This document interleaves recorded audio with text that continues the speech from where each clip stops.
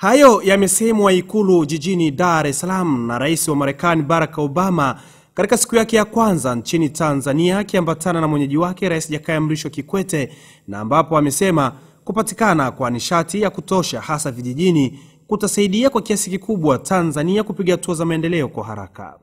And I'm also pleased that Tanzania is going to be one of the first participants in the new effort that I announced yesterday, Power Africa, with its goal of doubling access to electricity. This will mean more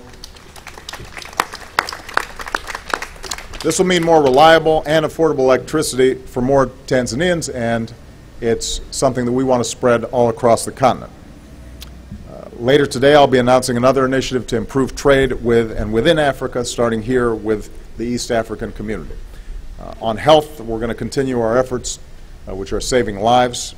Here in Tanzania, we're working together. We've seen dramatic decreases in malaria and child deaths.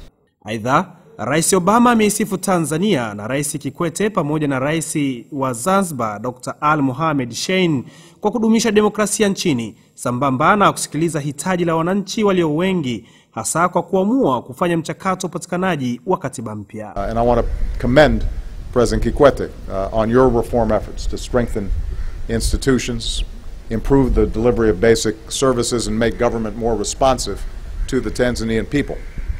And I also want to salute you and President Shein of Zanzibar and the Tanzanian people for embarking on a vital constitutional process that will determine the future of this nation and its democracy.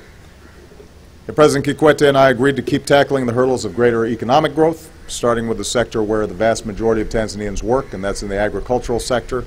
As has been mentioned, our Feed the Future program has allowed us to work together to help more than 14,000 farmers here to better manage their crops and increase their yields by almost 50%.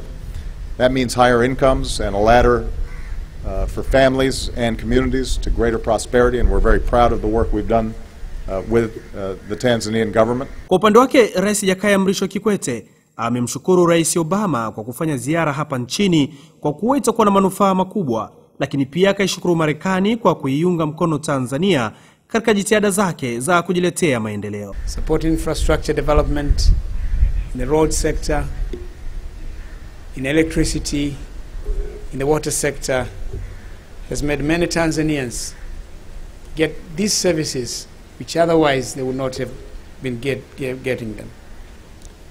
We applaud programs like the Millennium Challenge Compact, PEPFAR against HIV/AIDS and malaria, and your own brainchild, Feed the Future, Partnership for Growth, New Alliance for Food and Nutrition Security.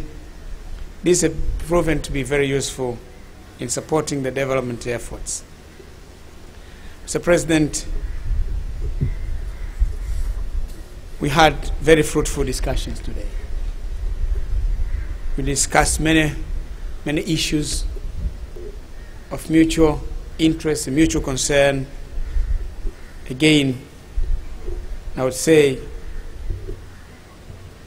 President, thank you for coming. Rais Obama pamoja na wenyeji wake Rais Kikwete na viongozi mbalimbali wa serikali zote mbili wakafanya mazungumzo ya faragha Ikulu, mazungumzo ambayo waandishi wa habari hawakuruhusiwa kuyasikiliza. Akiwasili katika viwanja vya Ikulu jijini Dar es Salaam akiambatana na mkewe, Rais Obama amelakiwa na maelfu ya Watanzania waliokuwa wamejipanga kando kando ya barabara ya Ikulu, huku akishindwa kuificha furaha yake na mara kwa mara akitoa kauli ya asante kwa Watanzania, huku swala la ulinzi likiwa limeimarishwa vilivyo na wadunguaji waliokuwa juu ya paa ya Ikulu pamoja na walinzi mbalimbali. Hatimaye Rais Barack Obama amemaliza kuzungumza na vyombo vya habari sambamba na mwenyeji wake Rais Jakaya Mrisho Kikwete, na kubwa ameahidi kutoa msaada katika sekta za kilimo, afya pamoja na elimu, lakini sambamba pia na kupambana na suala zima la ujangili. Nikiripoti kutoka katika Ikulu iliyoko jijini Dar es Salaam, Emmanuel Buhohela, ITV.